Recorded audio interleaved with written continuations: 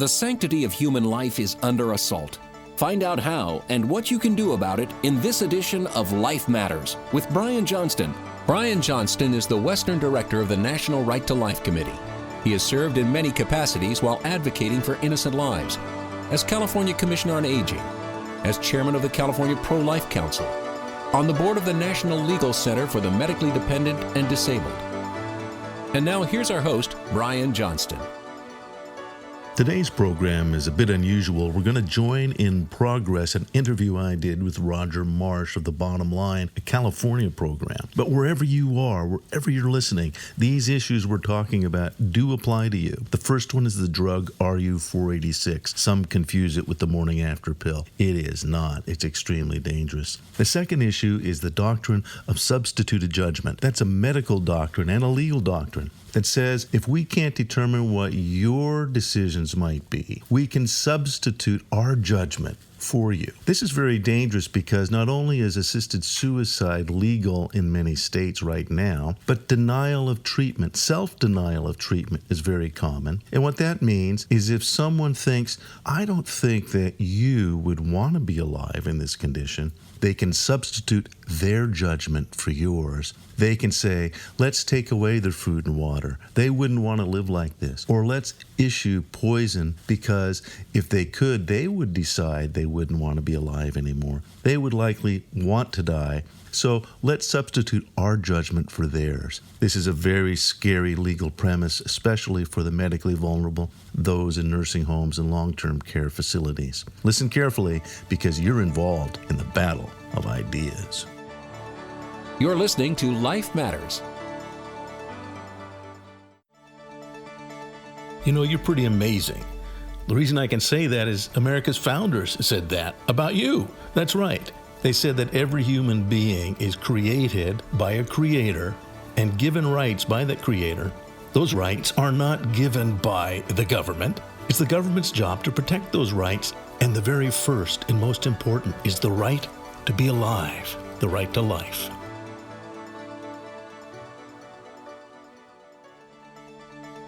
And now back to more Life Matters with Brian Johnston. One of the themes of my program, I know it's really a sub-theme of yours, is we are in a battle of ideas. Yes. This is a battle of ideas, and if you don't understand this battle, you will succumb. I guarantee it. You will lose this battle because what they often do is use words dishonestly. And anyone who's read C.S. Lewis in depth, he was very passionate about that. If you've read even Orwell's 1984, that's how entire societies are changed, perverted, and destroyed, is through the use of language. And just one thing, for example, we're going to talk about a couple of bills today, but it isn't just these bills. Bills can tend to be viewed as ephemera. We have to fight them. Ephemera is that which is happening right now today. Mm-hmm. But there's deeper issues that if you're listening now, you've got to be equipped to understand this. One I hear all the time is reproductive rights, reproductive justice. That's right. Yeah. And that's a code word in the law. And a lot of the bills that are in the legislature now, there's a list of them we'll talk about. But they'll use that term. They won't use abortion. I must tell you something.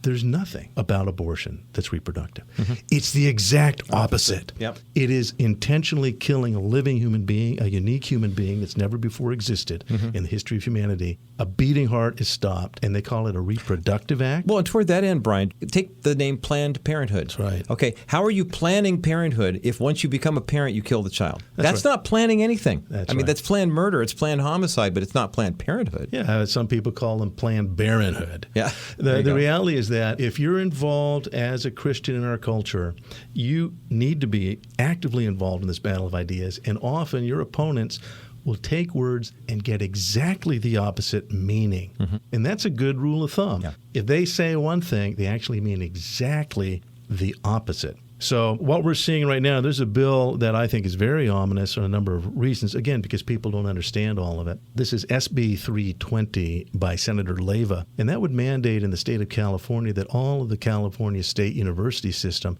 distribute for free, in the name of reproductive rights, something called RU 486. Now, many have heard about this. I worked with John Wilkie's Life Issues Institute 20 years ago. Yes. When they first started talking about RU 486, whenever someone mentions that, it still makes the hairs on my neck stand up. And it should. Yeah. It should terrify people. The sad thing is often it's presented, well, this is a contraceptive. It's not. It's the opposite of a contraceptive. Look at the word. Contraception. That's means right. You keep conception from happening. If That's the right. child is already here, they're conceived. That's right. Contraception can't happen at that. That's right. And so a lot of people confuse it with the morning after pill. Oh, it's a pill. Yeah, so it's a pill. This is like the morning after pill. No, this is not. A young mother takes this only when she realizes she's a young mother. That means usually she's missed her first period. Means that there's a beating heart. A unique baby is present. But what this chemical does, this was designed in France, is it actually attacks the mother's body. I am in awe of women, by the way, because only women can bring forth life. We can't, Roger, and that's why we honor our wives. Amen. That's why we honor mothers. God uses women to bring forth life. It's incredible. But what this drug does, as a woman's body is changing to be a mother, to begin this incredible adventure of her life to be a mother, this drug attacks her body to shut down all of the motherly aspects. And it changes her chemically so that what happens, the baby's there, but she no longer provides the nutrition, the hydration to that child that's in her womb, waiting for sustenance to come to it, because that's all she's providing is a warm place and sustenance. So at this point, RU 486, in an oversimplified version, is basically you're going to starve the baby to death. That's right. The pill tells mom's body, don't give the baby any more nourishment. But people think it's only about the baby then. Right. See, those who realize, well, this is about not being pregnant. I want to be unpregnant. Yeah, or as another language game, terminate the pregnancy. Terminate the pregnancy. Well, right. of course, you and I are the product of terminated pregnancies. Yes, that's true. Because the pregnancy terminated once we were born. We were born, yeah. So this isn't about terminating pregnancy. This is about killing the child. But understand this. It isn't the way that a typical surgical abortion does it, which literally goes in with a knife and severs that child up. No. This is done by first attacking the mother, to attack her actual female structure, everything about her, which is designed to be a mother. This chemical, it's a very powerful artificial steroid. It has killed women in France because its target is the mother. Right. And by ceasing her motherly aspects, that's how the child dies. So the child kind of withers. The child literally slowly dies. And then eventually she has a miscarriage, and often she's alone. It's terribly frightening because she actually thought it was a blob of tissue. Right. And now, wherever she is, she's in the bathroom somewhere, maybe she's at school, who knows where she is, she literally gets to see her baby now, which she had a hand in killing. Yeah.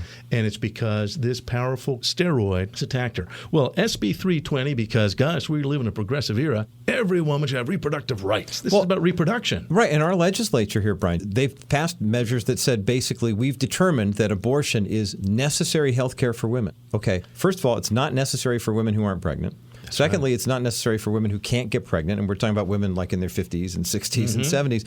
If it's deemed necessary, they're just making that up. I mean, there can't be any scientific fact for saying that abortion is necessary medical care for women. And yet the state of California wants to say not only is it necessary, well, if it's necessary, then California State University has to have it, and University of California has to have it, and community colleges have to have it, and available to anyone. That's right. And think about it. These are young women. A lot of them, they're first time away from home, 17, 18, 19 years old. Yeah. And they're a freshman at Cal State, and they went on Easter break. Right. We know what our culture's like. They don't know all the implications of this. They're often told, well, this is a contraceptive. Oh, just take these pills. Yeah. This will make everything fine. Right. It's like you had a headache, and you take a couple of these pills, and the headache goes away. That's literally, I believe, how a lot of girls get into this. That's right. And so the ominous nature of this bill, and again, because sadly of the makeup of our legislature, and again, I used to be a Democrat. Years ago, like Ronald Reagan said, I didn't leave the Democrat Party, it left me. And we're looking at an incredibly oppressive legislature that doesn't really even allow dissent. And there's been stories, we'll tell them another time. But the fact is, these issues have to be looked at, and there's going to be very little chance of stopping this unless listeners, people, California citizens say, I'm sorry. I am sorry. I cannot agree with you on this. Yeah. This is not the way to use my tax dollars. This is not safe. I mean, they're not even getting informed consent. These young girls don't even get informed consent when they're given these drugs. So this is a culture, and what we call feminism that you're seeing today is an ideological construct that will not endure analysis, and therefore they do not endure debate. And abortion has become a right. And that's it. It's a reproductive right. That settles it. And as you outlined earlier, Roger, it's how they present it. That's it. Go with it. And that's SB 320. If you go to the California Pro-Life Council website, you can see the list of various bills. We think 320 is very significant. We're going to have several chances to talk about it to your legislator. But go there. SB 320 by LEVA would mandate RU46 in the college system. And then there's also links to your legislator and to the committee system and the status of the bill. So click on those links. Get involved in the process. Get involved in the battle of ideas. Great insight there from Brian Johnston, the host of Life Matters and with the California Pro-Life Council. Today here on The Bottom Line in our Sanctity of Life segment. Again, that bill that we're talking about, SB 320, California State Senate bill, that would require the California State University systems, community college systems, the UCs to provide pills like RU486 to college students on demand and without apology. It's an important bill. Go to thebottomlineshow.com and find the link there so you can let your Congress people, your state senators and state assembly people know that you do not support that. We're talking about bad bills in the California State Legislature, bad pro-life bills. You're listening to Life Matters. Brian, you've actually been in the trenches. I have, Roger. I'm not trying to shine my shoes here, but I've held on. I Proverbs 27. I was praising you. Okay, I know. Thank you. Well, I just to continue with that praise. Yeah. No, but just to clarify, I've held several government posts that were not paid. Yeah. And you may not realize, but the state of California has various boards that allow public members to be part of those boards. So I was on the state examiners of nursing home board for several years. When Kurt Pringle was speaker years ago, again, it wasn't a paid position. I got to tell you, it opened my eyes because I saw how the bureaucracy works. These boards are supposed to be there to protect the most vulnerable in our society. And yes, we know that the unborn in the womb are very vulnerable. And my friends, the next time you're going to be very, very vulnerable is when you're old. Right. Most cultures know that. Most cultures honor their elderly. The Greek culture had the old story about what creature goes on 4 legs and then on 2 legs and then on 3 legs. And of course, that was a riddle to get Greek kids to realize you're going to get old. You're going to be dependent and feeble. Our society doesn't do that anymore, doesn't honor the elderly. So we have nursing homes. Sadly, many of them are warehouses of humanity. And I've been in many nursing homes and talked to people and asked them about their family. And they, oh, yeah, I have a son in Roseville, which is 10 miles away. Well, when did you see him last? I think last Easter. That people are not visited by family members. Because the thought is, my parents are in a nursing home. They are providing the care. I'll visit them on holidays. Exactly. And that's a huge mistake. And anyone who's read political philosophy, there's a tendency for human beings to think that government is a person. That Big Brother or Uncle Sam or the state will take care of these problems. Because they really care about you as an individual. Oh, yeah. But there is no there. Right. The people at DMV go home at 5. Yeah. And the state board examiners in nursing homes go home a little bit before that. Yeah. And when they get complaints, they actually put them in a different pile, and they're overwhelmed. And the fact is that if you're not involved with your mom or your dad, with grandma or grandpa, don't expect someone else to do it. Right. It's frightening. There's a bill right now. It's SB 481 by Senator Pan. Senator Pan, the pediatrician, the medical doctor. Okay, every time a bill like this comes up and I see his name on it, I'm thinking, why? Don't you know any differently? Well, Roger, he does. I'm glad you caught that. I was about to say the very thing. For some reason, Senator Pan has become the sponsor of really the most insidious bills. Yeah, it's just incredible. Terribly insidious. And all the Planned Parenthood bills, he's the guy that sponsors them. Anything that needs cover of a doctor, a pediatrician, he cares about kids. No, I'm sorry. There are certain doctors that have abandoned, and I want to do another program on this. We need to understand what the medical profession is, and the reason it has historically been honored in our society. It has departed from that. When it departed from the Hippocratic Oath, the medical profession has become one of the most terrifying professions. Let me just quickly, before the Hippocratic Oath, there were doctors. There were doctors in every society. But before the Hippocratic Oath, which is 3,000 years ago, the doctor was the scariest person. You called them the witch doctor. Because this was a person who had great knowledge and understanding of things you didn't understand, a lot of mumbo-jumbo. And here, usually the mumbo-jumbo is polysyllabic Latinate terms. And the doctor knows this about this and that illness, and you're utterly dependent on them. But in Western society, after the Hippocratic Oath, they swore they would never use that knowledge to kill. They would never use it even to harm. That oath is gone. First do no harm, That's no right. longer a list. That's no longer there. And sadly, Dr. Pan has come to embody the new age doctor. He is a doctor and a state legislator, and he's become the guy that tends to carry these kind of bills. SB 481 has to do with nursing homes, and it's stunning. I thought when I read it, this is a skit from Saturday Night Live. It allows the administrator of a nursing home to declare if there is no durable power of attorney, which is the legal form that you can sign and say, Roger, if I'm ever sick, I want you to make decisions for me. Or usually it's a spouse. And sometimes it's better to not be a spouse because the emotions, it should be someone that you trust their judgment and their insights.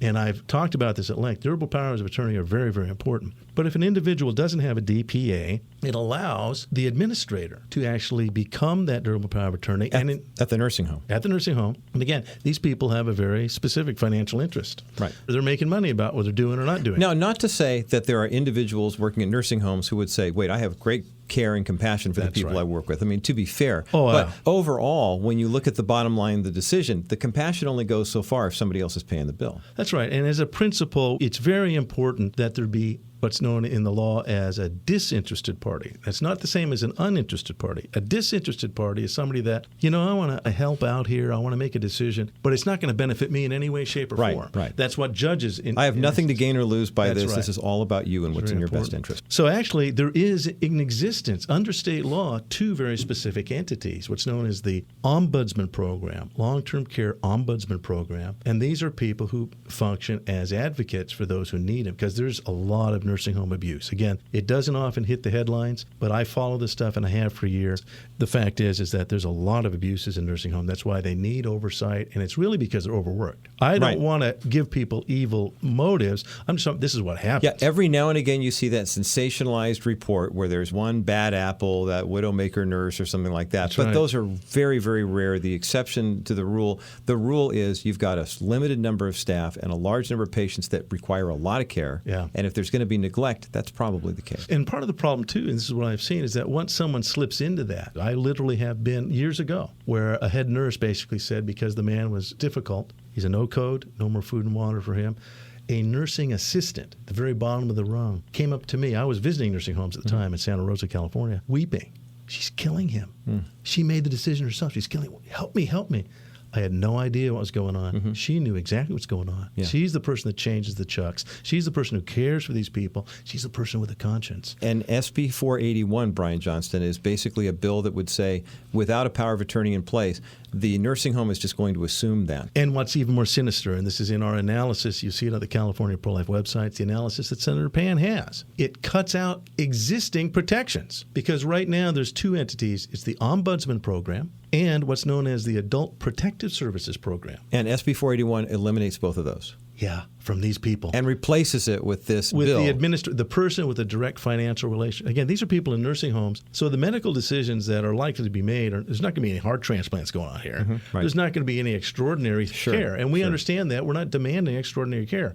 But the problem is now in the state of California, and again, so few people understand that, there's something that's called medical treatment, but it's medical killing. Literally, it's legalized in California. If you, Roger, want to take your life and you have medicine do it, you're not going to use a revolver, you're not going to use a knife, you're going to get a doctor to give you deadly prescription, violating 3,000 years of ethics. It's now legal in California. Yes, it is. And 5 other states, I believe. That's right. And so I asked Dr. Pan, if you want this bill, include a prohibition on that because you can't call someone a guardian if that's in fact what they're going to do to them. Putting 2 and 2 together, you were saying that if SB 481 passes, the nursing home now can step in, basically be the executor in terms of the medical part of that issue. Yeah. And then once they've stepped in, they can determine, based on California law, whether or not dad gets life-giving medicine or life-ending medicine. That's right. So it isn't, again, a lot of people confuse this. It isn't about continued treatment. We're not even advocating for continued treatment. We're talking about Mengele. We're talking about doctors who are specifically there to kill because that person's just not dying fast enough. Right. You need to be dead. We're going to ensure you're dead. So they're not dying. Dying is an intransitive verb. It's a transitive verb.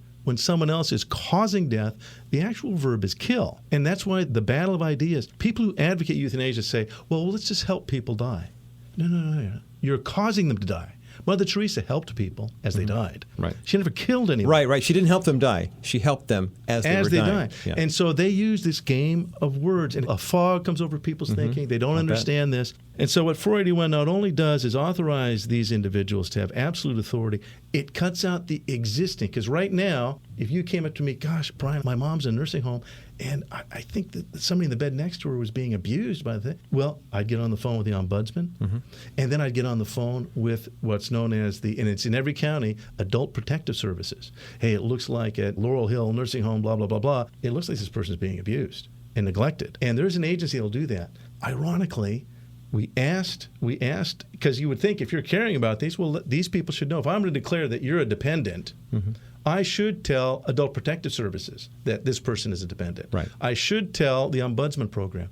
They're refusing to tell these people. These are agents of the state who have a fiduciary responsibility to protect those lives. And Senator Pan's bill keeps them out of the discussion. Well, SB 481, like SB 320, are two bills that we encourage a no vote for. And Brian Johnston with Life Matters and the California Pro-Life Council have done an excellent summary of these and other bills that are coming up before California State. There's committee and there's voting, and the Senate has to vote, then they send it to the Assembly, and they've got to do their own version. There's still some time on this, but now's the time for us to make our voices heard in this issue. I want to talk about how you can do that as we continue this conversation. We want to encourage no votes on SB 320 and SB 481. I'm talking with Brian Johnston from Life Matters right here on The Bottom Line. You're listening to Life Matters. This is Brian Johnston. There are several bad bills making their way through the California legislature. One is AB 569. It would force churches, should one of their employees want to get an abortion, the church would have to pay for the abortion. For more information, go to californiaprolife.org. That's californiaprolife.org.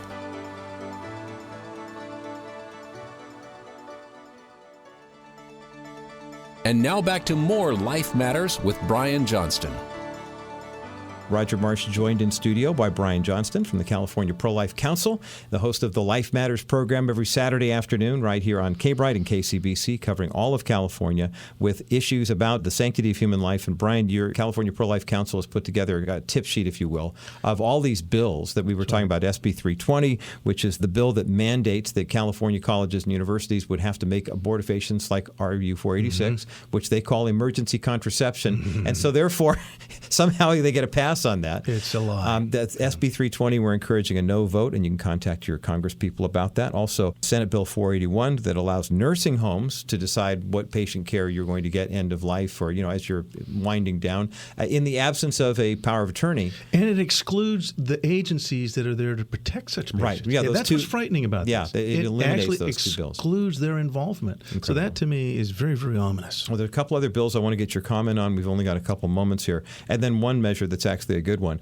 AB 569, which prohibits churches or other ethically motivated organizations from dissuading or disagreeing with an employee's quote-unquote reproductive health care decisions. That's right. And it's meant to sound as if it's a freedom of speech. So let's say you're a church and you have an employee. Let's say the church secretary decides she's pro-choice.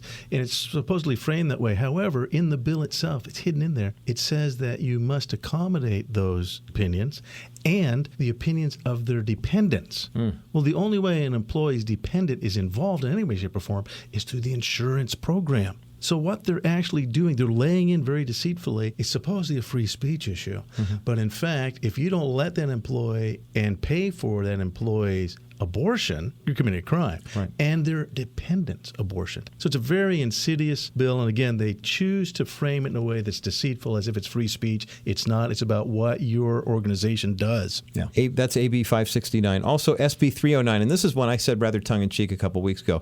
I would support SB 309 if it meant that California didn't get any Planned Parenthood funding from the federal government. Yeah. Now, that's the license plate bill, but establish a specialty plate that celebrates abortion in California. Crazy? It's very crazy. We know we have the plates for the whales and other things. We've actually had license plates, and other states do have license plates that celebrate life. Well, those bills don't pass in California. You can't get a celebrate life plate in California, but you can celebrate anything. You can in life. other states. That's just right. Not in California. Just not in California. So this is one that creates celebrating the ending of a life intentionally at what they call choice, and reproductive choice. Well, like I said, if that's the only money they got from the California state government, from the DMV on the sale of these plates, I would have a different opinion. But you and I both know that there's about $100 million of federal funding coming from to Huge Planned amounts. Parenthood and the abortion industry. So we don't like the license plate bill. That's SB 309. Now, there is one SCA number 7. I want you to close with this one because this is actually some good news, courtesy of a guy that Bottom Line listeners are very familiar with. That's right. Senator Morlock, just one of the few heroes up in Sacramento, and Orange County has sent him up to us. We're thankful for Senator Morlock. Years ago, people remember that